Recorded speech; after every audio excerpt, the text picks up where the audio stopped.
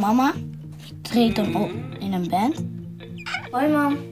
Papa had supergoed gekookt. We hebben spaghetti gegeten met rode saus. Kou kunnen wel 25 jaar worden. Als je een kou goed verzorgt, heb je een vriend voor het leven. Als je hem houdt, gaat hij zeker dood, dus je zet hem terug. Nee. Klaar, basta nu!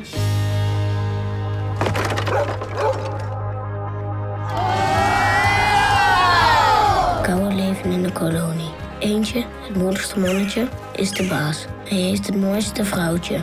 Maar hij moet er wel iets voor doen om die plek te krijgen.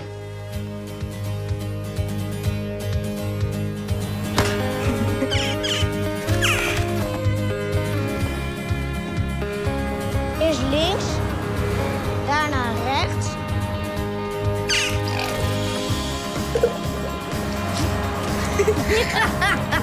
Hier zit een hond, is levensgevaarlijk. Dieren en planten horen buiten.